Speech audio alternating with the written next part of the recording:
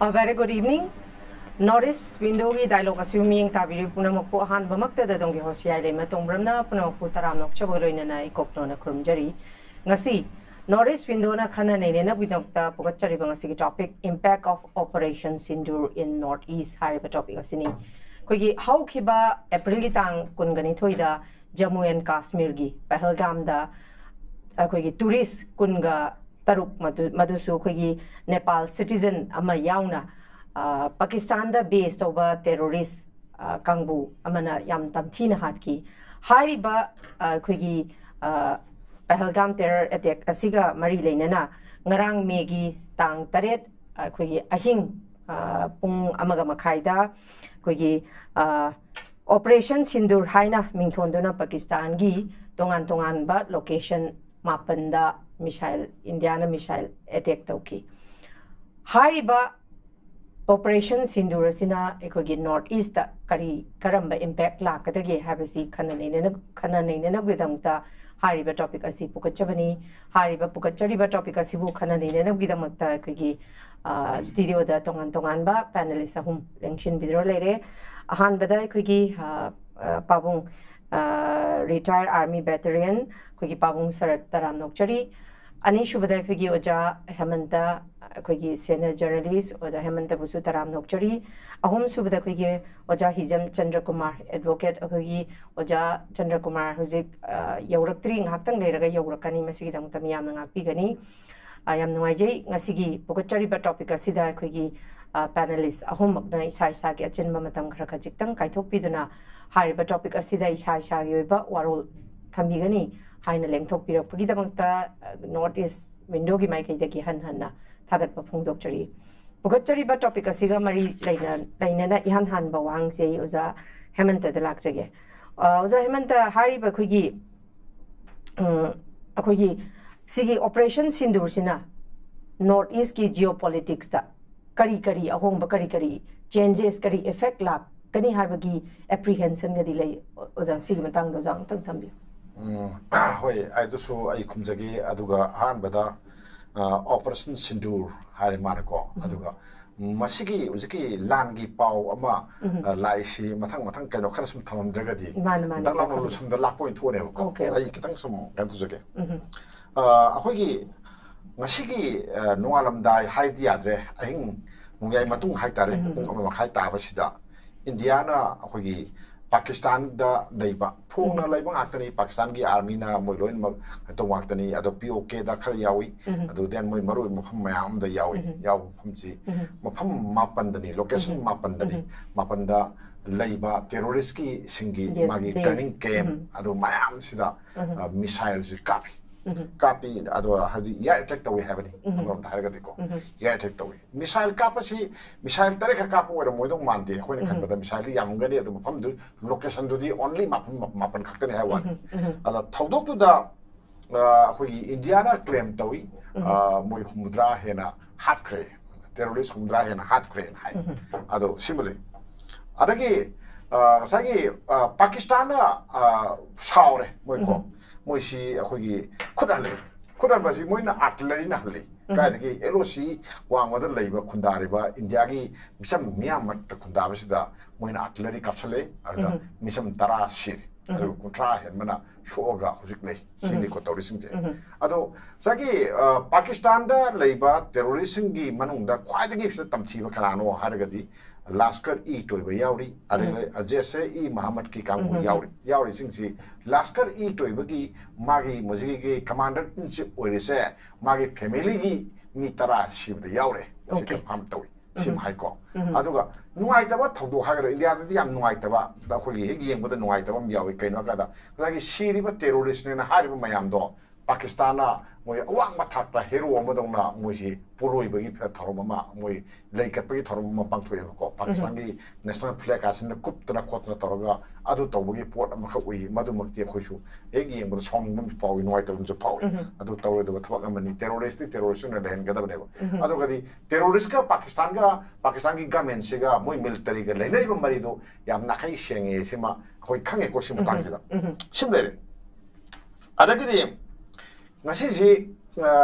aing nongyai da tawbani ngasi si cabinet phame yun cabinet phami langi oirak pa ya pot mayam khane ko lana ma any hoina ujiki India na mi gi ngam khai man da sang ba ma moina yoga thamba kangbu ma da attack taw ba haiba se noi lan taw su yare hairabne India na hari si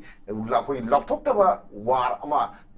khoi salai ra ban tawra bane ko ada moina peka pakhum dugi matung inna India na kut thane ko akut hanne ba ready ni ujiki India ready lere anytime ujiki India siga Pakistan ga war thok ba yai Pakistan gi su kut halu na hai ko aduna moisu ngasi ahing halakpa yai hayeng halakpa yai ama tawbi yai ada handu si moina yar attack wena torkadra kari tawtu no khoi khangwam je ko smai tawgana lei ada moina halakpa khuttugi mong yenga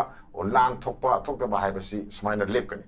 adagdi cabinet famdu khanare cabinet fam loira kanda khoigi kanona India gi prime minister Narendra Modi na kano unai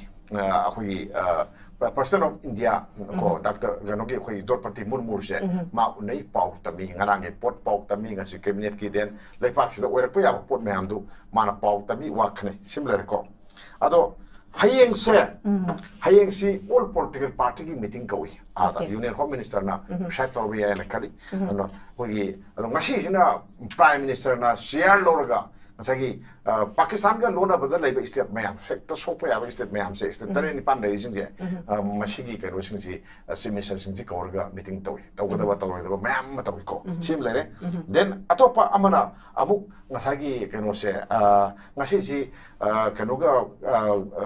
Pakistan ga lona ba haidar ko mogi yam kana khoi khang hadorpa Gujarat pau yawi then atete mayam Rajasthan pau yawi sim maseda flight se no cancel to trip Anta pahinde ko abadi ujisi no flight zone gi bong da lai eni misal ma tharakda palaga di kairaga di misam miyam sida wo port mayam lai bani na ko si malai adagi di sisu lere adagi si la kan sida hauji aina ngasai si wari si ayam lo shale kada yam nungai ta social media sida ko koi natai chada ba wa yam hai adu ga den sumda ba pau mayam ma thagali India gi Rafael jet kapthar re adagi jakano gi jet ka sukoi ama kapthar re MiG-29 kapthar re gaina pangyau ri yaw ko adu mta leiti adaki amta leiti gain tawdi ko India gi security force ta asok mta leiti adu mayam na sanduk pose mashi to ko phai in khali mashi tawr da bani sim ai hainingi adagi aduga iroina na ngasi je pung mari dagi hore khoi nation gi wena pakthok pani khoi keno ma khoi kare defense ka mari le na ni ko tawi sindia mok dil tawi in Manipur su tawi impal da tawi then Bishampur tawi Susampur tawi ko hom maya da ham kun hem da tawi ko yam chaw tawi adi India si lan gi thorang tawre haiba si sina mek senge ko sile sa question du lage ko question du lage Pakistan ki missile se kilometer moisen sum khanbada lising manga phauki kilometer range da thaba ngabe moina ko aduna moina tharak pasi khoi Manipur sit yawi mayam khangbi da missile ji yawi ko moi dum yawi adai then nuclear ki moi power leiba ni aduga India ga yengna bada masagi kano city defense line da attack line da link badi India yam heli moi da ki ko yam heli aduna maram oiraga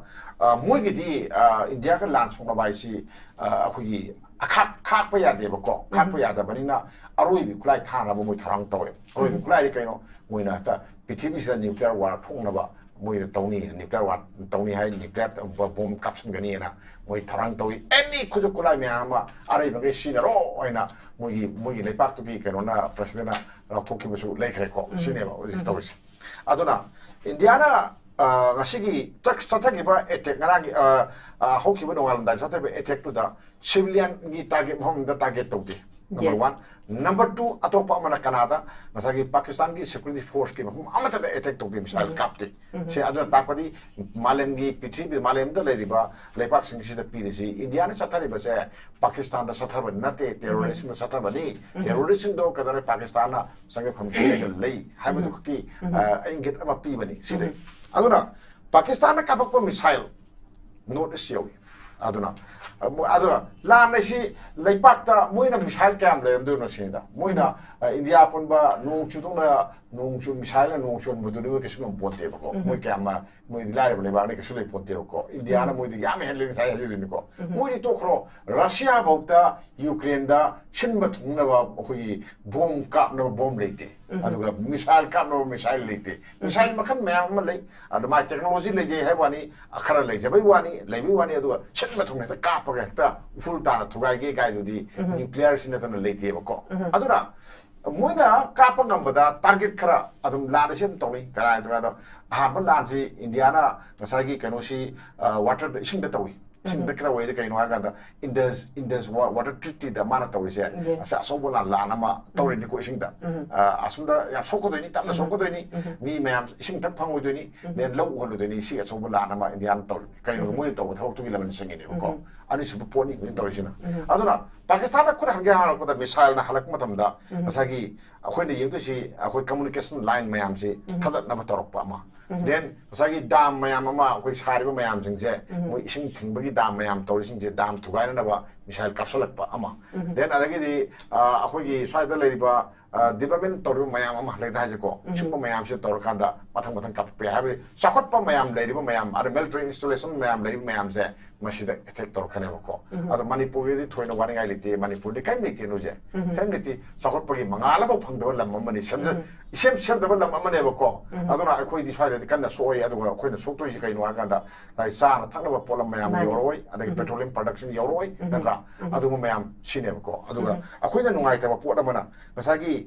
Siliguri gi magi corridor na mayam hainari ba second neck corridor se masi kilometer 10 kun muktere mana pais ado si Bangladesh somdagi phanau toraga phanau thasalak pa ya ba pot amane ba ko moi antani dana ado terrorist kang laga thasang ga di to khai ta phim da suna kanji kan tong da phim lei ne bu ko ado na sai kara danger ma oi ado ga north east moi attack to ba dum ngami ado na tawge har ga di tawu ngami exactly tawge ga di Pakistan na tawu ngami then adagi then tawdo si kari gino har ga di dagi sokhat pagi development ki amagi mayam le kanda maduna India ra sokada ba la khoi le ma ta ko da ne ko akhoi north east di Assam khak na ta na tai di India da sokada ba portion to leti yai ko ai haji je nagarin da pom thara ka do khoi India da matu nam soi Manipur da bom le sing ma he ka do India da matu nam soi na ta khoi di mainland India hai ni khoi di mainland na ti la khoi long na rin to kan soi si ne lai sin je ado north east ki oi da di ka do re Assam da tor ka di khoi lo sok ne ko kai no sa na thang na pose am ta pusa doi si ma khang da ni thau thum pusa doi gas tung phang kai ta khoi awa ba ta teng do ne ko si por si lebo si ni ado Manipur da di Manipur sini ko usi lai se Manipur si option je ko yaw do si kai na ka da akhoi gi uji ki si da Manipur da Kanglup ki irang ama thui Kanglup ki irang se ai masi yam thuna lo samba sume na khare la khale diga da laifak se da akoi na uji India ga sawla ba lan se akoi India re ko lan se akoi puna mangna sawl kadam ne kuki su mo India federal fire na tro India federal fire di India ga atopa le pak ka songar kanda moina atopa thabak ama tawba yate ba ko lan se da akoi myam mateng pang na hona ga da akoi masan uji hana ba gi matam oidi ko asapodi kaino tawba da po na mateng pang na po ama sunu thorang to sumi ne khali adu natana khoi security force lam lo kini takai padan lo kini le mako army lo kini ade then paramilitary force nam si lo kini mako kho sai thamoi ba thamdra ka da moi di nomoi su haidar ko kuki si nomoi su moi da le natra pick up su leke natra adu raga di Meitei de attack tor kadra hayo pot ama amuk lai no attack tor kadra moi pot tor kadra moi di maning tambal leba kamu takala ibani na dia khoi demand bu hongalo re khoi India da ana ai bani India na kal legi di moi kem hai roi India la yam sola ka de moi cha do ne bamu si pot ama lai ko ado yaro da ba oil da ba thok to ganu ka de Meitei su noi na singi ba noi na hai di ba mayam hai lan hai lo ni longjeri ni tro lo ni ba noi na di ka popi tor ga ka popi na samai lo ngamani ga na khali do khalo no kana ponte ba ko kasu ngamoi aduna akhoi ni side land si masin manaw ni akhoi na wakan na haida ba wane ba ko asana ful mayam na army mayam na palon sana ngai ngak pani na suna khata mai kaina sangaga attack to suya da kum to hek to ba moi le nduni le du kana no kuki le du ngate ba ko army le du ni asana ful le du ne tro adu moi na kapthar kani adugi khalaga sum to wane moi mayam am to le tragedi masagi kuki gi khun mayam do di amade sangasu dum attack no to yai mai kai mayam ne sangba wi yai ba ko yai adu mai kai na shot to ngi moi bu matam da ko aduna wakhal tanaraga thawak to summi aduna army ko to ki ba yai CRPF lo ki ba yai adu BSF lo ki ba yai ko ya ka thanam ba yai adu nuina adu misi gi manung sida irang sa ke na khalaga di pulak mangmi na ne na chai to thamjai. Okay, thank you very much. I pabung da mulak chike pabung na kalam rom da kri ozik oza hemanta na sudu makpan biri abidi ozik India ga Pakistan ge war si abidi officially oina lan tawrani abidi lam thokte haiba makhoi tongan ba game sing da terrorist sing da oina landa ba gi saruk bani adumapu akhoi ji as we are a part of India abidi war within war edune pabung khoi gi su Manipur gi chahi ani hela ba kanglup ki conflict sima lairi bani na adumapu hauzik akhoi gi leiriba ko north eastern states sing the except Assam sima yaksala agadi yamna pharatani masida ko gi chabagi thakpagi petroleum product cylinder adagi sum ba mayam da akoi sathina hauji wari ngai sida gi na awaba manangani habaduni ko gi wajana thambiri se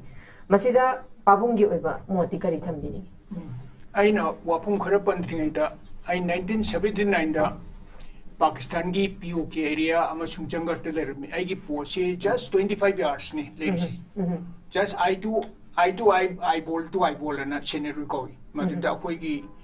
akoi se officer sing se adu dei kai troop sing se leng biati aduga aina Pakistan da ki maram de kitang masigi hojiki operation Sindoor se just a small scale ki ya kanoni yam pikpa kanu moi ki terrorist ki targets in the strike to kunap ko machine in large or full scale war di khara thaji wali maram di hoji moi Pakistan de back tori bechu yami country se China tori adegi se Russia se leni atmaina adu akoi gadi adu scale di khara wat kani adu hoji tori bechi akoi na history ji yeng bata Pakistan ki history ji haipe chorang yeng bata Ako India ga Pakistan ke song ni lan kita ruk laksu kre 6 times way kre adu ihalan about 47 da ni 1947 da POK na Pakistan occupy Kashmir si ako na pura laksam lo ya ba si President Nehru na Jawaharlal Nehru na prime minister su mana Pakistan si di magi home state ne man paira thame ma judegi pura ako na clear to hode bani asi pura clear to bu ya bani 1965 da so ko si kamai to ge bo war si Lahore to Lahore bane ba apoi withdraw mu to ba koi politicians in tori base adur army the pre-NP da ba aina kano da jangat ai ba mafum si lai ngai da Pakistani sipai dina koi de lawe ko sab aap ko hukum to Indira ni degan hai Pakistani sipai da moi firing orders makut pai akoi firing orders ina akoi officer su even commanding officer he cannot give firing order akoi di matak hanga army general li am Delhi de permission sin lawe aduna Pakistan akoi gi loophole jing che Pakistan loin khange ba aduga akoi gi moi gi am khenab lei si isamjam na da Pakistan si military rule che chai moi gi 70 hoji fauda 78 years ki akoi gi India ga Pakistan ke phangbo si da Pakistan da army ne 33 years rule to ki ba Hojik si Ayub Khan cai teramatui palim sumai to na Ayub Khan ne ada lagi Jaha Khan Jail Hub ajik Musharraf si moi si cai kuntrong di palim ba ada na moi na hojik lai si Pakistan da hojik lai civilian prime minister president or su army na thamang tene ba army si na moi di top ni army na thamning ba prime minister thami president jotum thame ba ada na moi si Pakistan army di moi di war tong ning Manam di parja si moi no war torga di common man di Pakistani di war se pamti adu India no opposite ni hujitori India na hande चे 22 अप्रैल की terrorist attack Pahalgam से India whole India से छावेबा मोय यामना छावने थोई अखोई मणिपुर दा चाही नि सुरबा 260 सिग्रबा अरे 60,000 displaced होइना लेरिबसे I ngarang handa ai moi india ai group me am le don kauteli makoi akoi gi friend na ho army circle de bo da akoi gi madam chi moi na point taning dia adu di moi tin roi na loina group chim to kauteli adu na akoi india sta handa ki belgam gi attack che masina ai wa khanda di yam job manipur ki akoi problem se fajane clear hoi de akoi ni india na akoi je kyam na neglect hoi akoi bu thoi bi de adidi moi usik pide adigo sai ani bu akoi manipur de le bisa akoi yam hande no ukreba masi aina yam clearly hande crystal clear oina khangawi aduga samjam harabada hauji akoi si thaina gi 1947 gi pre merger agreement do maduka stage lakna farabani aina hajabati 15 October 1949 dagi na nga sei bhawda akoi se India de tilupting asibawda akoi wana hingi adu Kashmir gi na moi ningthokda sangjarakpani Maharaj Hari Singh na India da sangjarakpani akoi gi na akoi ningthoksin namdana sign thar logni akoi ani Kashmir ga Manipur se am dingkhene adu priority India gi priority di Kashmir ne akoi priority nati Manipur se Manipur da permission parjasi ki later si yare adu ka moi lam si di pam adu ki mong ti lai mi sani akoi sidai da karimu attention bibi banati ba aina hajabati adu na hoji ki pelgam gi sige su yam akoi na ugre khena bado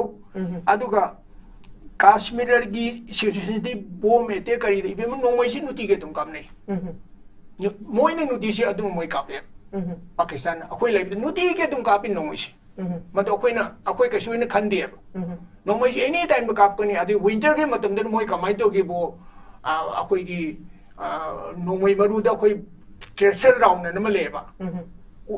madu da hoi usan na tani usan jing gi da moi na mai ka phal ga whole very kind of mai thaglak ba mai thaglak ga bomb phu me and bomb po khai rak ba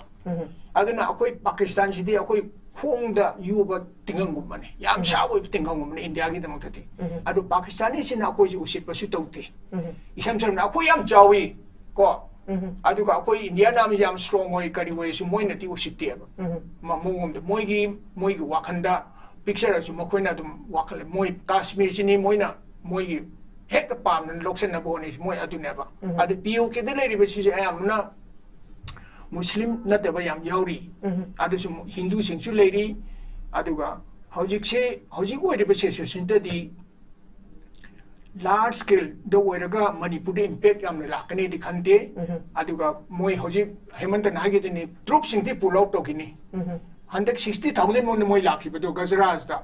madu sidai lai ba paramilitary Pera commando ga yam yauki maduna Brahma manung changi bane ba adu sidai de pera commando army amule te sidai de CRPO adu gi asana fil khada ne ba sidai pull out to pera commando special task sing sidai loin chakini adu de army si chakini asana fil jo khara pull up to ni sidai de le hoga asana fil ko khara chori CRPF BSF khara le bi adu ga hojik si aina sum yanda BSF ki hoji strength yam henkana bi tawri adu ga akoina atopa mana akoina hojik mobilization hojik mob scheme ga mob thrilling to bido masi akoi gi di yam phaba kaino mani akoi discipline khara laga akoi kamai to ngal thokuni khotokuni na ai wa khandati ado Pakistan sina hojik tawri basi amromda akoi gi yamna moi gi moi Pakistan asi yamni economically poor oi but moi di loan de hingi bane adun moi mind je divert tongna ba adu de gi India gi da chuai si isam jam na harabada sumaina khana se na torga parja ki common man gi se mind je divert tongna ko adu bengal le suwar me yani khanjai adu yamni impact di notice yam kana ti leiroi Bangladesh haribe si moi na tor su Bangladesh ka East Pakistan West Pakistan le mu khare impact khara di relation phagre ko masi moi gi ani mak se samjana gi cemented to gi basi America na tawkibani matu America so ji moi Pakistan gi favor re leiti adu pabung marak amtang thachage akhoi nimit humni marini gi mamang do orangani haidi hanagi akhoi Bangladesh ki retired lieutenant general amana haigibani India na Pakistan da karigumba khud tharagadi attack tawragadi north eastern states sing si Bangladesh na option gani ka haiba warol ma khaksu thamgi pabung si kari karamba wakhalon da hari bazan pabung si maji tol claim ni pangangang ba ni churo lon bum jan haloram ni na India akoi Siliguri corridor hai ba se akoi army de lejaram ni khange man kan to to machi 24 km gi ni stretch se machi 33 km le ri ba ko yam chaw no tu ma tani Bangladesh ba mui ka shuli te ba mui na ga akoi adu de tas so ngam angang bui wani chi propaganda warfare ni madum da khoi lo hojik ti propaganda warfare si amna kaino ne ba khoi kuki na tori ba sing sin propaganda warfare se na mi psychological impact se tawlaga ko mi se chondan ba ate Bangladesh di akoi na moi se muti mahin in India na trend tori bani na ma koi hoji phi set ba hoji te moi nong mi maru kai lei pon te ba moi su Bangladesh ta ko ni yeng se ba moi youth ne ko limon se te ni moi de phangi se Bangladesh rice ka ade de ilisa ga de ne polom si te ne ba te kai mo le ti turing ngak te ni kai no ne ising ngak te ne Bangladesh se rai de gi moi na moi mang ro por churo lo mo gum ni ta tu we ro te wani kai su ki ni ngai le ti atre ta akoi north east kai su le ti adu ki pe kai su asom da lan to ki be sing sang to ki be si yori at north east de akoi pe kai su le ro kai su le okay thank you very much ai khoi oza Chandra Kumar rong lak chege oza Chandra Kumar hauzik ngarang dagi koi missile attack si au ki bagi achauba kaino ma abadi Pakistan ga India ga si pura boiling point ni ko hauzik lai se sida koi thui ba kaino sida koi international intervention habadi koi UN body gumba singna masida intervention tawrap kadabagi mami gadi uba kamai tawi habadi exact war ne haba udi lauk thoktri aduma koiraga su ozagi mota kari le repre kano gi khoi gi hoji India gi position se ai gi limited knowledge ta ja bata koi India si hoji si full scale war da chat pangam bagi magi position na leite no je masi aina haizari bagi na sai substantiate tawzar ga di hoji si India gi foreign policy se koi na sum yeng ja bada koi ne koi na pi ngai de ga ta India gi foreign policy se dum koi gi Pakistan da dum confine do gi kaino ma dum lai hoji si India na full scale war chat pang mo ya sai hari pra jo adum sai question jo hai bi re UN intervention de atop third party intervention jam la kan he more or less sai adum hau ga ngarang han dum Donald Trump ki ken the statement da India se moi see it is the same high adum Pahalgam de take to na India should retaliate high day see ken o si da adum US ki intervention la kan ni adegi adu ma tu da husi India gi keno si neighboring country में से sai Bangladesh ki wari to Bangladesh si pick par chawwa adun tongan bam thangbraga moju sovereign state ne ana sovereign state amga husik si koina mukna ba matam da husik sovereign state ki husik Bangladesh la is am strategically very important place ne koi in Myanmar ki si Southeast Asia ki region se lai matam da Bangladesh ki usi ki position adigi Myanmar ki usi koi ki Manipur ki issue siga koi tanguli ta le ti usi China ki kano lai influence lai arna China ki India ga mari phab na te Pakistan India mari phab na te adigi Bangladesh India mari phab na te usi adigi Myanmar ki India ga sisu Myanmar itself se usi power ani hongi kano usi da tasal se da Myanmar ma samak si gyan men ta ba na tre adu ta India ki usi lai situation jira India se magi neighboring country में हमगी support से तक फंगागा Pakistan दा चट ताजु तौगनी है भी कनो लेते हैं दुगा सही कोई पाउन जो है भी बदुने political indecisive है तार जी सी के तुम लेनी अदेखि India का India ga Pakistan ga khena basu sai pong no sai bire. India is a democratic country, and rightfully and thankfully. Aduga Pakistan da usi military rule si koi wakhanda budi military rule na moida sai pong no sai bire ba. Koi gi moida sai gi command gi military command je moi ko to lei na moida anytime war to ko pa re firing gi kano se power lei ba ko pa na hai. Ada masi gi firing power lei ba koi military na chai control doi parak kraba sigi Pakistan je usi yengchal laga di Pakistan is nowhere when it compares to it is compared to India. India ga compared to nowhere economy da in strength military gi can order in India ga tangdam na ba country bu wait ye ba usi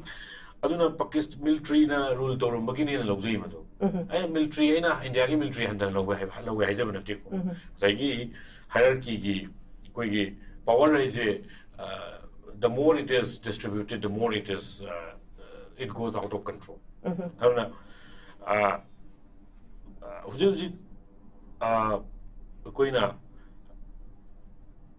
sai ai na mamang hai jab do ni India ki foreign policy si Pakistan da na yam kan find do ki type ta koi mainstream media channel da sun min biram khangwi ne aduga India ki policy ji so Indian state hai jab ta Indian state ki magi attitude che ki tang hong do pudi ma thong tai lo sei maram di koi na media da koi adigi na tragana sai hype sing je sum yeng da Kashmiri di pam da ba Kashmir di pamba. Okay. Aduga the same goes with Northeast. Northeast se India gi strategically yam important location da ne lai je. Adu mang na hoju gi issue je thoi ne haina rim ne. Aduna sida sumai adum Northeast ki label mayam ji di pam da ba. But Northeast ki state ji di pam ba.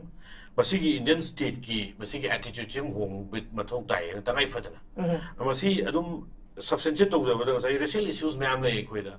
adigi India ki history lai khoi mapam phadana phangdri huji bo ba aina sum kana to the phangden lo jai hai jab ta adigi rhetoric ta dum nei ba se rhetoric ta leba ni huji ngarang nahan khoi gi Pakistan occupied Kashmir or Pakistan ki territory khara da hit away khole hai se thangai sen na hit tawra tawdabra haibasi su adum questionable way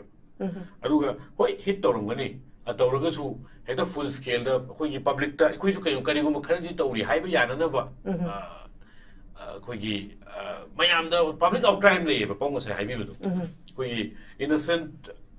unarmed tourists mi gi koi ba laksa ba kayo du khoi gi they brought their like the butcher ne tawris holiday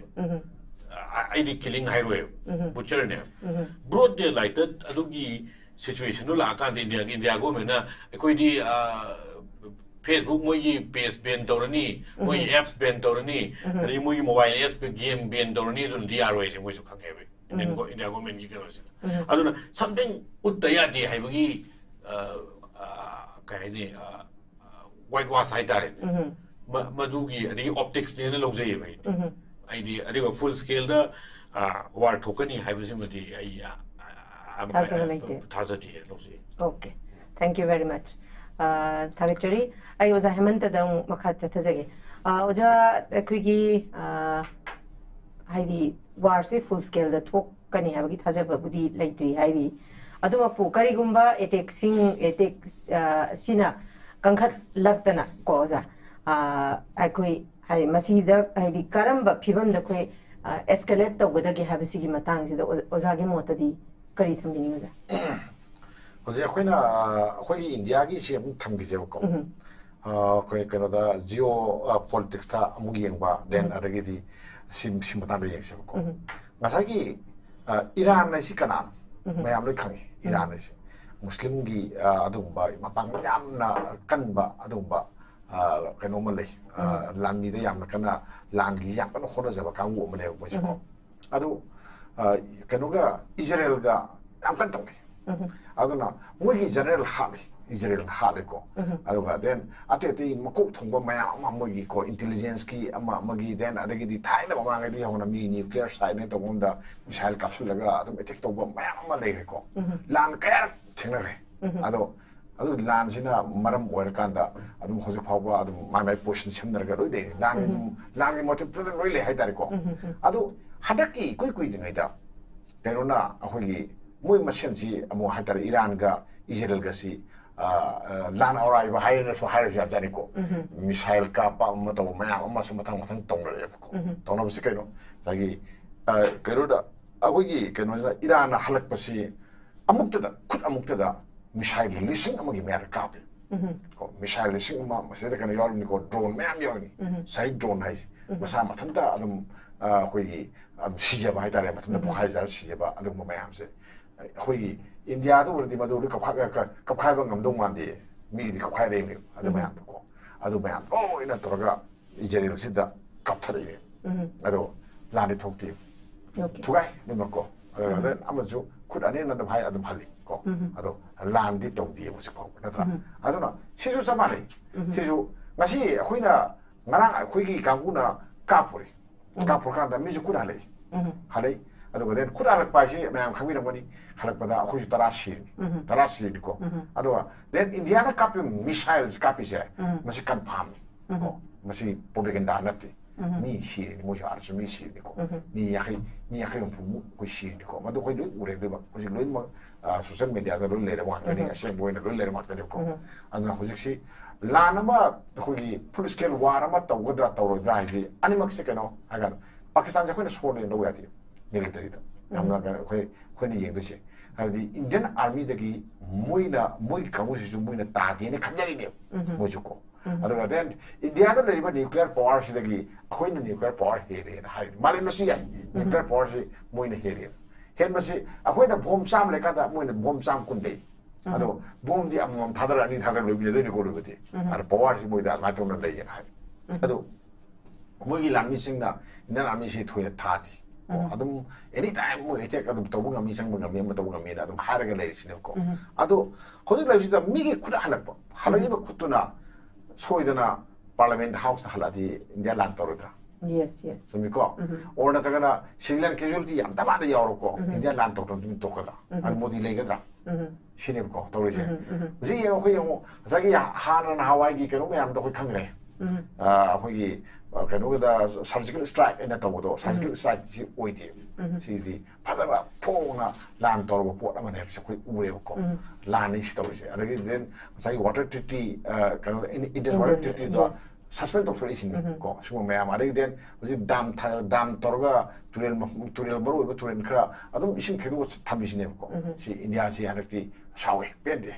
makaro aduna sumba lanba haduna another kind of woman ko ado lan is kare Indiana land torge kan land to yati ko magi Pakistan na mana halaiba magi land gi nesa du gi matungina lep ka dem ko ado den hoji kawan to ge lepak mayam mana US su dungai Russia su dungai China su dungai pithribi gi lepak mayam sina adum hauna binisi appeal tawi lepak ani mo ngarga lebi copy mo tawi to nganu kono no da badese adum haini adum ko ado sagi yengbe di kaino ko mo da yeng tu di sagi geopolitical service ne ko Pakistan da kanara tonga India gi matik me handang ga de ga posi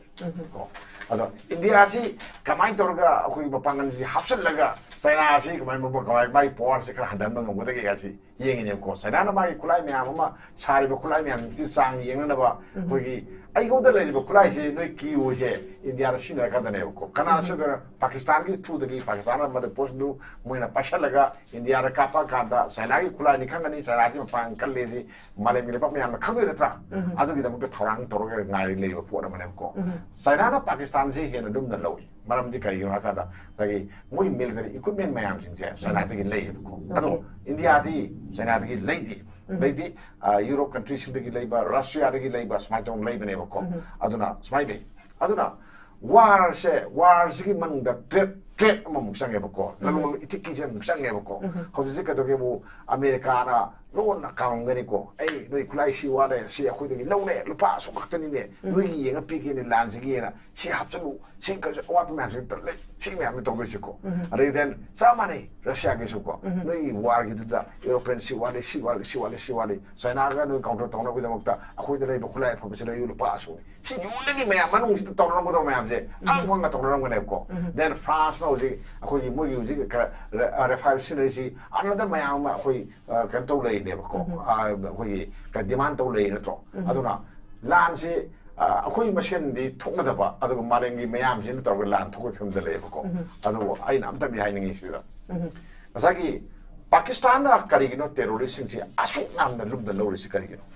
ꯀꯥಶ್ꯃꯤꯔꯒꯤ ꯏꯁꯨꯁꯤꯗ ꯁꯤꯅꯤꯀꯣ ꯑꯩꯅ ꯉꯁꯤ ꯄꯥꯈꯣꯡ ꯑꯣꯏꯅ ꯆꯠꯂꯝꯒꯦ ꯑꯩ ꯄꯥꯈꯣꯡꯗꯤ ꯐꯣꯡꯉꯔꯣꯏ ꯀꯣ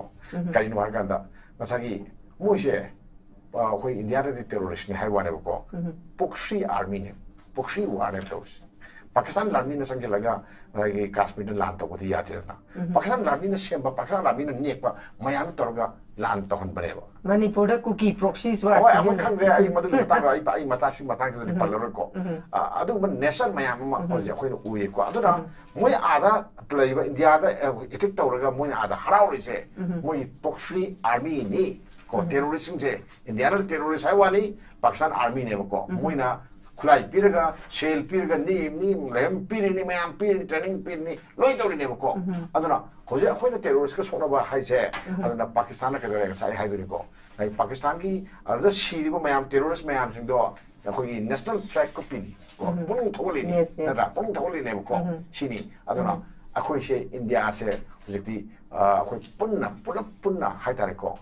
ꯂꯣꯏꯅꯃꯛ ꯍꯥꯏꯇꯥꯔꯦ ꯀꯨꯀꯤꯔ ꯅꯥꯒꯥꯔ ꯑꯗꯒꯤ ꯃꯩꯇꯩꯔ or ꯅꯠꯇ꯭ꯔꯒꯅ ꯕꯤꯍꯥꯔꯤꯔ ꯍꯥꯏꯕꯁꯤ ꯂꯩꯇꯅ ꯏꯟꯗꯤꯌꯥ ꯄꯨꯟꯕ ꯁꯣꯂꯤꯗꯔꯤꯇꯤ ꯎꯠꯄꯒꯤ ꯇꯉꯥꯏꯐꯗꯕ ꯂꯩ ꯑꯗꯨꯒ ꯑꯩꯈꯣꯏ ꯄꯨꯟꯅ ꯈꯨ ꯁꯦꯟꯕ ꯑꯃꯁꯨ ꯇꯉꯥꯏꯐꯗꯕ ꯂꯩꯌꯦꯅ ꯈꯟꯒꯗꯕꯅꯦꯕꯀꯣ ꯑꯗꯨꯅ ꯀꯔꯤꯝ ꯅꯠꯇꯦ ꯃꯤꯁꯥꯏꯜ ꯑꯃ ꯀꯥꯞꯄꯛꯄ ꯃꯇꯝꯗ ꯑꯗꯨꯝ ꯌꯧꯕ ꯂꯩꯄꯥꯛꯅꯤ ꯑꯗꯒꯤꯗꯤ ꯃꯣꯏꯅ ꯄꯥꯀꯤꯁꯇꯥꯟꯅ ꯀꯥꯞꯄꯤꯕ ꯃꯤꯁꯥꯏꯜ ꯈꯨꯗꯤꯡꯃꯛ ꯏꯟꯗꯤꯌꯥꯅ ꯀꯩꯁꯨ ꯀꯥꯞꯊꯕ ꯉꯝꯃꯣꯏ ꯂꯣꯏꯅꯃꯛ ꯀꯥꯞꯊꯕ ꯉꯝꯃꯣꯏꯀꯣ ꯌꯨꯝꯂꯣꯟꯅꯕ ꯂꯩꯕꯥꯛꯅꯤꯅ ꯑꯗꯨꯒ ꯃꯐꯝ ꯈꯔꯗ ꯃꯣꯏꯒꯤ ꯀꯩꯅꯣꯒꯤ S-400ꯀꯨꯝꯕ ꯗꯦꯟ ꯑꯇꯩ ꯑꯩꯈꯣꯏꯒꯤ ꯃꯤꯁꯥꯏꯜ ꯗꯤꯐꯦꯟꯁ ꯁꯤꯁꯇꯦꯝ ꯈꯔꯗꯨꯅ ꯑꯗꯨꯝ ꯀꯥꯞꯊꯕꯗꯤ ꯉꯝꯈꯤꯅꯦꯕꯀꯣ ꯃꯅꯤꯄꯨꯔꯗꯕꯨ ꯀꯔꯤ ꯂꯩꯒꯦ ꯃꯣꯏꯅ ꯃꯤꯁꯥꯏꯜ ꯑꯃꯁꯨ ꯈꯤꯟꯄꯣꯠꯁꯨ ꯅꯠꯇꯦ ꯅꯠꯇ꯭ꯔꯣ ꯀꯩꯝ ꯇꯧꯕ ꯄꯣꯠꯇꯦꯕ ꯑꯗꯨꯅ ꯑꯩꯈꯣꯏ ꯁ꯭ꯋꯥꯏꯗꯗꯤ ꯑꯋꯥꯕ ꯉꯥꯛꯇꯅꯤ ꯀꯩꯅꯣ ꯍꯥꯏꯔꯀꯥꯟꯗ ꯑꯩꯈꯣꯏꯗꯤ ꯅꯤꯔ ꯆꯥꯕꯅꯤ ꯅꯠꯇ꯭ꯔꯥ ꯏꯟꯗꯤꯌꯥꯅ ꯄꯤꯔꯒ ꯅꯤꯔ ꯆꯥꯕꯅꯤ ꯗꯦꯜꯂꯤꯒꯤ ꯃꯤꯠꯌꯦꯡ ꯃꯈꯥꯗ ꯂꯩꯕꯅꯤ ꯅꯠꯇ꯭रा ꯒꯃꯦꯟ ꯁꯦꯝꯕꯧꯗ ꯁꯦꯝꯕ ꯂꯣꯏ ꯇꯧꯔꯤꯁꯤꯅꯤ ꯅꯠꯇ꯭ꯔꯥ ꯑꯩꯈꯣꯏꯒꯤ ꯅꯤꯕꯁꯤꯗꯪ ꯇꯣꯛꯑꯒꯗꯤ ꯑꯩꯈꯣꯏꯁꯨ ꯋꯥꯈꯜ ꯑꯃ ꯈꯟꯕ ꯌꯥꯏꯕꯀꯣ ꯑꯅꯤꯕꯁꯤ ꯑꯩꯈꯣꯏ ꯅꯤ ꯂꯩꯕ ꯆꯥꯛꯅꯤꯕ ꯐꯤꯅꯤꯕ ꯂꯩꯕꯅꯤꯅ ꯏꯟꯗꯤꯌꯥꯅ ꯂꯥꯟ ꯇꯧꯔꯒ ꯑꯩꯈꯣꯏ ꯂꯩꯕꯥꯛꯁꯤꯅ ꯂꯥꯟ ꯇꯧꯔꯀꯥꯟꯗ ꯑꯩꯈꯣꯏꯅ ꯆꯥꯅꯤ ꯑꯗꯒꯤꯗꯤ ꯏꯝꯄ꯭ꯂꯣꯏ ꯃꯌꯥꯝ ꯊꯕꯛ ꯇꯧꯕ ꯃꯌꯥꯝꯁꯤꯡꯁꯤꯅ ꯇꯣꯂꯣꯞ ꯌꯥꯝ ꯐꯪꯅꯤ ꯀꯥꯏꯅ ꯈꯟꯕꯗꯨꯗꯤꯕꯀꯣ ꯈꯜꯍꯟꯅꯤꯡꯗꯦ ꯑꯗꯨꯅ ꯈ꯭ꯋꯥꯏꯗꯒꯤ ꯂꯥꯏꯕ ꯄꯥꯝꯕꯩ ꯆꯤꯟꯖꯥꯛꯇ ꯃꯤꯄꯥꯜ ꯇꯥꯡꯗꯕ ꯑꯩꯒꯤ ꯂꯩꯔꯤꯕ ꯏꯪꯈꯣꯜ ꯃꯆꯥꯗꯣ ꯍꯪꯒꯥꯝꯗꯁꯨ ꯊꯥꯕꯤꯌꯨ ꯀꯣ ꯆꯔꯥ ꯍꯦꯟꯗꯅꯕ ꯇꯧꯍꯧꯁꯦꯅ ꯑꯩ ꯁꯨꯃꯥꯏꯅ ꯍꯥꯏꯖꯅꯤꯡꯉꯤ ꯑꯣꯖꯥ ꯃꯔꯛ ꯑꯃꯇꯪꯒ ꯊꯠꯆꯒꯦ ꯍꯥꯏꯔꯤꯕ ꯑꯣꯄꯔꯦꯁꯟ ꯁꯤꯟꯗꯨꯔ ꯍꯥꯏꯕꯁꯤꯃꯛ ꯁꯤꯟꯗꯨꯔ ꯍꯥꯏꯁꯦ ꯑꯣꯖꯥ ꯏꯠ ꯕꯦꯁ ꯑꯣꯟ ꯍꯤꯟꯗꯨꯁꯅꯦꯕ ꯍꯤꯟꯗꯨ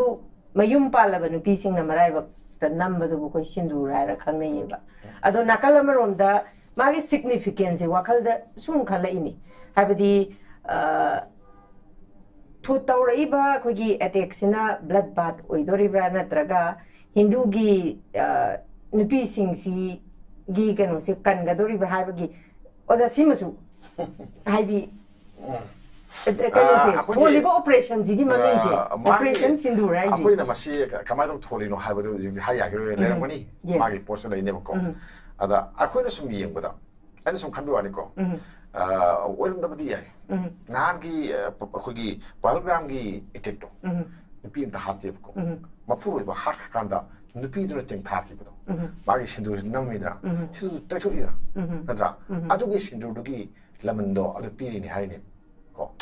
ꯅꯪꯒꯤ ꯁꯤꯗ ꯂꯥꯏꯕꯛꯇ ꯊꯤꯜꯂꯒ ꯅꯪꯒꯤ ꯅꯋꯥ ꯅꯄꯨꯔꯣꯏꯕ ꯍꯥꯏꯇꯥꯔꯦꯀꯣ ꯅꯄꯨꯔꯣꯏꯕꯗꯨ ꯂꯥꯏꯗꯣ ꯈꯟꯖꯩ ꯍꯤꯟꯗꯨꯁꯤ ꯈꯜꯂꯤꯗꯅ ꯈꯜꯂꯤꯕ ꯃꯌꯥꯝꯗꯣ ꯑꯗꯨ ꯅꯪꯅ ꯇꯩꯊꯣꯛꯈꯤꯕ ꯅꯪꯅ ꯀꯞꯈꯤꯕ ꯃꯌꯥꯝꯗꯣ ꯑꯗꯨꯒꯤ ꯁꯤꯟꯗꯨꯔꯗꯨꯒꯤ ꯃꯃꯜꯅꯦ ꯄꯤꯔꯤꯁꯦꯅ ꯑꯗꯨꯃꯥꯏꯅ ꯂꯧꯔꯝꯒꯗ꯭ꯔꯥꯅ ꯑꯩ ꯈꯜꯂꯦꯅ ꯁꯨꯃꯥꯏꯅ ꯊꯝꯖꯒꯦ ꯑꯗꯣ ꯑꯩꯁꯦ ꯑꯩ ꯇꯔꯟꯁꯨ ꯂꯣꯏꯔꯕꯅꯤꯅ ꯑꯩ ꯑꯁꯣꯝ ꯅꯥꯀꯟꯗ ꯊꯕꯛ ꯑꯝꯇꯪ ꯑꯩꯁꯦ ꯇꯉꯥꯏꯐꯗꯕ ꯑꯃ ꯂꯩꯔꯦ ꯋꯥꯔꯧꯕ ꯌꯥꯗꯦ ꯃꯌꯥꯝ ꯑꯣꯀꯦ ꯌꯥꯅꯤ ꯑꯣꯖꯥ ꯊꯦꯡꯛ ꯌꯨ ꯚꯦꯔꯤ ꯃꯆ ꯃꯈꯥ ꯆꯠꯊꯖꯕ ꯑꯣꯏꯅ ꯑꯩ ꯄꯥꯕꯨꯡꯗ ꯂꯥꯛꯆꯒꯦ ꯄꯥꯕꯨꯡ ꯅꯥꯀꯜ ꯑꯃꯔꯣꯝꯗ ꯄꯥꯕꯨꯡ ꯑꯩꯅ ꯉꯁꯥꯏ ꯍꯥꯏꯖꯕꯗꯨꯅꯤ ꯑꯩꯈꯣꯏꯒꯤ ꯃꯅꯤꯄꯨꯔ ꯍꯥꯏꯔꯤꯕ ꯁ꯭ꯇꯦꯠꯁꯤ ꯑꯩꯈꯣꯏ ꯑꯦꯁ ꯋꯤ ꯑꯥꯔ ꯑ ꯄꯥꯔꯠ ꯑꯣꯐ ꯏꯟꯗꯤꯌꯥ ꯑꯩꯈꯣꯏꯁꯦ ꯋꯥꯔ ꯋꯤꯠ ꯋꯥꯔ ꯍꯥꯏꯕꯗꯨꯅꯦ ꯄꯥꯕꯨꯡ ꯁꯤꯒꯤ ꯃꯇꯥꯡꯗ ꯃꯅꯤꯄꯨꯔꯒꯤ ꯀꯣꯟꯇꯦꯛꯁꯇ ꯑꯃꯨꯛ ꯂꯥꯛꯆꯔꯀꯥꯟꯗ ꯉꯁꯥꯏꯒꯤ ꯏꯟꯗꯤꯌꯥꯅꯗꯤ ꯍꯥꯏꯔꯤꯕ Pakistan gi mathakta makhoi base game sing the missile ka piba makhoi ju country amadani ko dubu kari haini nakalamarom da hojik sigi kaino sima leirabanina Manipur gi conflict si pura divert tawraga chatkigadra haiba masu babung masigi apprehension amasu amuk lei adubu kuki singna chathari basisu pura terrorist ki thawong ne habasisu babung haiman bathok laroi daba dumba ekama khakne even akoi jiribam gi keno do yamna barbaric oiba ekama khakne ba babung sigi matang da kari haini hojik sigi akoi gi India Pakistan gi sima khak leirabanina ngasagi leiramba akoi gi paramilitary forces singju yaratadana chakkiba matamda kai haini khoigi Manipur gi fibam si kari oi hogo dori bano hai basimusu abung mi pai de bangam de babung gi mota kari thamini kainoni ai wakandati kuki India na kuki sida nega Meitei return bado adu Pakistan na moina phangje Pakistan na mo India lam commission I'll take it that way ni wanda phatta bato di India na Indian si na kuki de nega Meitei misasing terrorist attack am tawkiba adu Pakistan na adu India da sum lam commission ti akoi na kumangam dar su ishona aina god given na in lawe karma hai do pawo I god given give ne mi wanda punchi da mi ma weraga akoi na mi ma da aran ba to bahonati adu mai nai lawi hande ki pelgam gi episode si di Manipur gi demang kwai degi lesson oiba adudagi ishon piba ai hajari sini ishona piba khudon ni adun hantak Narendra Modi na khudak ta laga kholaga mana karimu khanda bato akoina masi difference anda uje India na chai ani sideda Narendra Modi kari hajriga mana within say 24 hours manung war situation mana create to mi kundaru hapagi bangta di Aji moi ma war scenario mo create or man adu ki matik serious one lawe ba tawbudi adu loiraga ma mu Bihar da election ge mu chaki narang na nai tajwa da Narendra Modi sidi India se later sumana prime minister ge election china lui khanje dam ne ba adu war sidi man aina sumatai da tajwa bani war di ai sam thajati marandi man hoji tori ba se Shoma yam kale man Narendra Modi city. Ma si Indian warship si action tambre seizing tiara yara space adudagi moina ya force tambre army nang tongbo toro haibi yati army chipta akoi ki cabinet decision na ari prime mana war se declare to cabinet decision president na chala president ke ab log to ne ba madu si of the army staff ta president kanona prime minister har ko wato hate ya pun ke ba prime minister wato declare to ngam pontin cabinet decision lauraga president ge yam log doine ba mana pangangang ba adun wo ya ponte adagi akoi na hantaki matang sida India na wari ba se agi ko kandati Manipur da ko je thausa da bedugi lamna mai so na kumbani nai khanje aduga hojik atoba mana moi Pakistan gi foreign minister na haige ba ko India na hojik se moina land dong ne yam ki moina dum khalle ba moina India na khara thaja Pakistan na khara thaja within 24 to 30 hours moina attack to rupiah ina dum khalle ba Pakistan ki information kan minister sin hai gi bani adegi makhoi na tawkriba mayam se isam jam na harba moina moin lokriba se moina trade khudimok suspend tawgre adi India degi moina 30 to 40% akoi medicine sing supply tawne adu su kakter gre adegi isam adegi moi ya woga get things and giba adegi air space occupy to masi action di loina laure maduga ngasa hijagi beduni Pakistan na hojik la na bisiti masi distant remandi mangumba yamna amungba kan tuneba ko aduga Kashmir ki issue sidi India Pakistan he lerengi centuries adum leurani ko masi kar matam da som ngamo akoi India ni siang kon hone ba Bajpai gi matam da ma masamo Bajpai prime minister chi ma bas song sele Lahore India gi prime minister ma da tawgi de tumaina hoji ki prime minister na summa chapne pas to ngasali adigi akoi si economic na kana si trade si am bhajana moi da yam pingla jane ko Pakistan piri sing si adigi boosting si adi person to person moi cultural exchange tawi adi Punjab ta ai woga ge da sile jerami adi moi na hauri ba terrorism go ma security concern se Pakistan ho bong hatne India tina te adu Pakistan sin na pia shipping na ne Indian army se moi na ngamni khan mane te isam sam na Israel ga Arab ki country singa mayam to bugum ne ad moi gi si Pakistan gi soldier sing se mathong na diam pai moi se isam sam yen ma kong ni yen gu mani moi de masamu noi ba khot ba gari to ba dum ba moi adum leite ad mathong na di pai ko ad moi da yamna moi de fanatics na morom da religion da haraso akoi hindu gi fanatics ka moi khara kene ba moi jihad ka tori to aduni isam sam na da Manipur da di haujiki sida da kaisu to ni impact lai ro ina khanjai okay pani shai hazarus thank you very much babung lo shila padai uja Chandra Kumar lak jage uja Chandra Kumar nakalamar da kuigi Manipur context ta mun gen kan da even under Pahalgam attack si abdi hapadu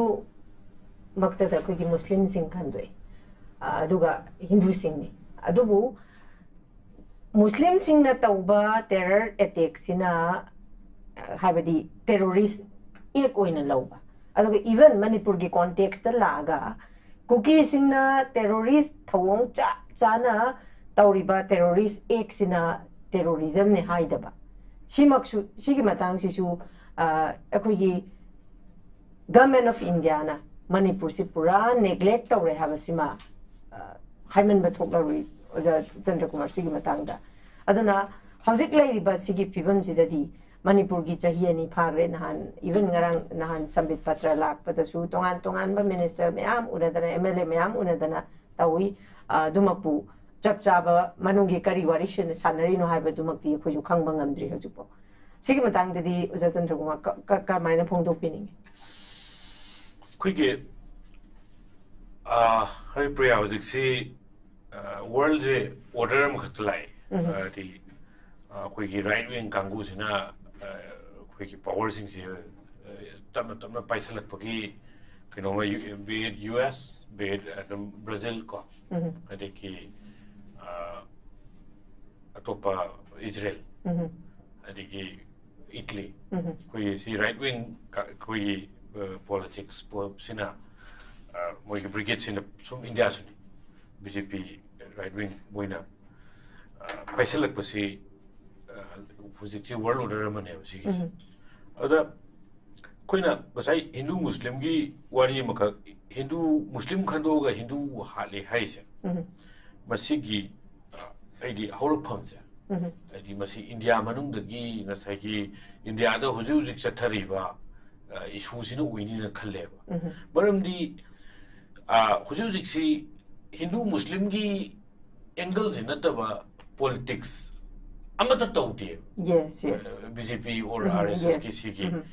mogi keno sina ana Hindu Muslim gi issue sida India is already destabilized away destabilized away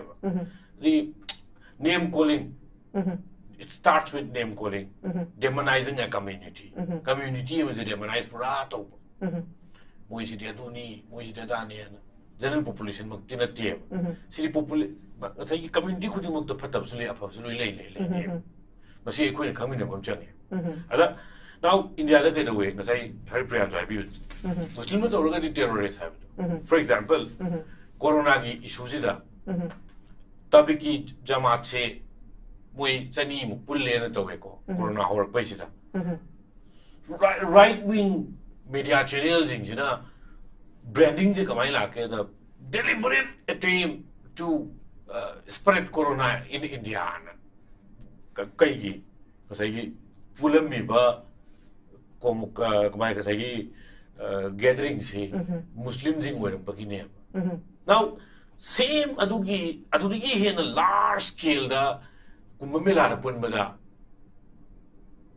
kainta silent motor lay right wing media sing ana masigi factor amakhasi Hindu Muslim gi factor is India to bang chawna tawraga leiba mafam oibanina external forces na ju khange madudi India da destabilize of gai daraga di Hindu Muslim gi pusai gi tawnari ba irang sida mai thau mai jin bi raga di he na chak pe he ni je khange maduna maram oiraga kamai tawge da Hindu khanduga sorry Muslim khanduga Hindu sida oina target tawe haraga di Hinduism Saurane. Other Hinduism Saurani as I involve some total civilian Muslims in do. Aduga target on the communal tensions in Wang and Lainanabugi Oiba as I external forces in Jiru Kangeva. Aduga behind the Sinda, Manunga Kamai together, Hindus in Kala, it is Muslim the Kala in the edge of a count of a payer. The same goes with Manipur issues. Jamanese. Adugi Japan about phenomenon, Kuis, a doctor Salapane. Aduga Kamu Amaga, the Marakta trust deficits at Tamaganda. No is to Moin Zagre, Mois to Moin Zagre and Donor Aganda. Kana Halaganda, Equisi, Canada get control to line. External forces, the Canada, the Aquigi, Yam line and control over it, Liam. I don't know, Masigi Pochimal later. I don't say Pongna, Ama, Ibiram Mama, Quigi. In India, say Quigi, Musarabka and Ugagi, at very vast pike, almost, I do you headline Tobody, who's extreme Torongani. They almost struck a deal. Somehow it fails. When you some sort of express, can order chain bar, when Satra in a covered a kite in a Zerpurism, Chambers over on it. Aduga, Pakistan's mainstream music, right wing media, like with a gay, put up enemy state with a neighbor, treat Tories. In a way, Moy Masamaksu, but saying a Moy terrorist acts is justified within a day. It should be condemned in all terms, in all possible terms. India, in the most favored nation, MFN status, was it liberated? I'm not sure. Aduga, say India, Mamanga, Panjaram, Panjahoda Indiana full scale war to have. Say, Mamada Bin Laden hunting Bin Laden, the hunter, Ganda, Madu operation in finite justice. I'm if subject to correction. See operations, it or Ganda command together. Bin Laden, Pakistani Abbottabad, US Navy SEAL Naturaga, eliminate the way. And the question of India at all. But the Congress government, the UPA government. India other question to where? Question together. US na Pakistani territory Manunda about Changa Bin Laden si rate Toraga, eliminate the Wangamaga, when half his side, half his side, Laskari Taibagi, Masud Azhar, Parliament attack mastermind Masud Azhar, si Jaysi Muhammad ki, commander ni. Moidi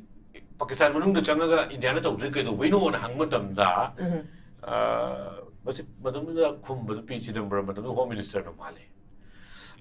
Subject to correction, she's written history of security that came in. Maduda Kai Kumgira, India does not enjoy what US enjoy in Pakistan. Pakistan India relations, the HIJAM. Yaknabagi Natragan Raibelgi status of the Lina Marina. I don't see the way Sagai, what do you mean? I go you don't know the Nushina driver. You don't know the Nushina Jandira. Ada Kanoda, you don't know by Nushiba, I can't know by Nushiba, Munda, we are no Jangri, we do the Hake, that's we do Fuga, I jump the Jangadian, Yanavarina. Adugi Kanotu. India, I don't know the size of India, see, Kuyi Bangladesh, who India very pertain as I Uziki, Mohammed Yunus, Nobel laureate. My interim government in a government, Zimakale was a notice at what are high and high. Notice the Indiana Adu Toragati, Pakistan water, notice will be cut out of India. I statement or rhetoric were but Maria Pavagi statement you it is Aduga Adum. You see mainstream media, Bukutusiam name. Questioning the TV channel edit media person ama Miss Sudhir Chaudhary Shuri Chaudhary na Pakistani Prime Minister question ama aga hange. How do you feel to be younger brother of India? Okay. Na ushita ba question ni dana. Maduda Pakistani sorry Nepal ki PM dina kaya hai ke India ga Nepal ga yengna bada koi younger ability, elder ability. We are both sovereign state.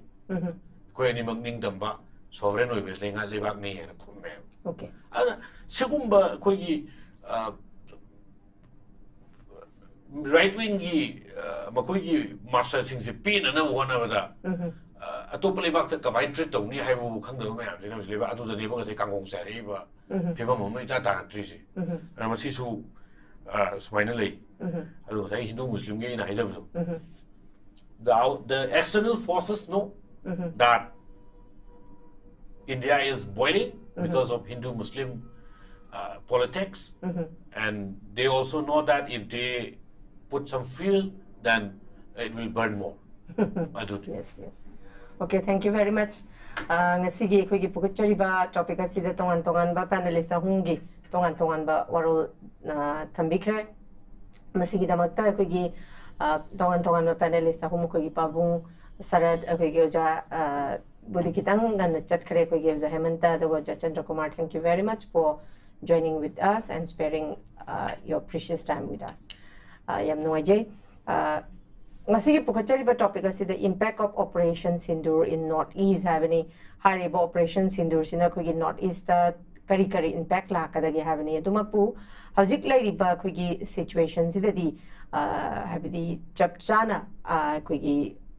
yamna escalate tawraga su ko gi Northeast di adu khangna shok kani habagi akibadi apprehension di laite adumapu nuaitaba amana akhigi kuki Meitei gi conflict asi hariba hojik lairiba akhigi Pakistan amadi India gi hariba kaino sina maram oirakanda masi pura divert oina legidra habagi nuaitaba apprehension amadi miyam da phawi masimaksu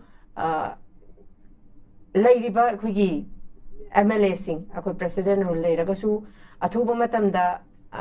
lenga ka masemgani hairi masimak semba oiraga lairiba akhigi koki Meitei anigi conflict asisu athuba matamda warawshin ama purapu oishanu haiba warol je thamjaba loinana ngasi gemedi miyeng tabira khwai punam ku mafamdagi kainana ba yathang nijari. Till then, take care, stay safe, and good night. Welcome to Uttaranchal University, where dreams take flight and futures are shaped.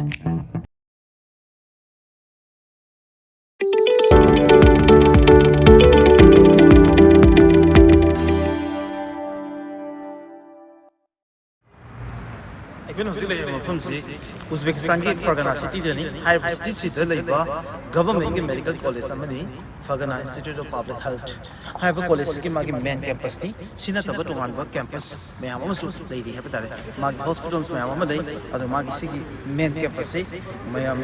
mijing kaminaji masi government college ni more than 1000 students office de like time ni adu ko Manipur ki oina batch ani haba tare ahan ba batch ani akoi Fargana Institute of Public Health leire first year student amadi second year student mayam ro masi ki tongan hostel singa leiraga mahiru ke ama like time ni manung sida kai ke features amadi opportunity like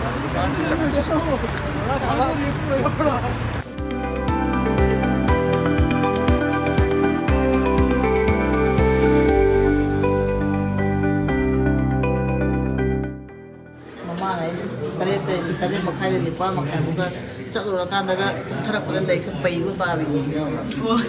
Mudi young minds ni, jadi try panai besi.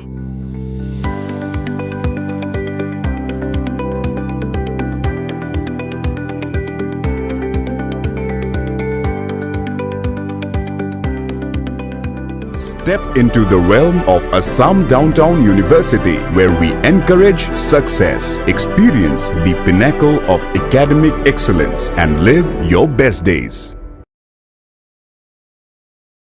Step into the realm of Assam Downtown University, where we encourage success, experience the pinnacle of academic excellence, and live your best days.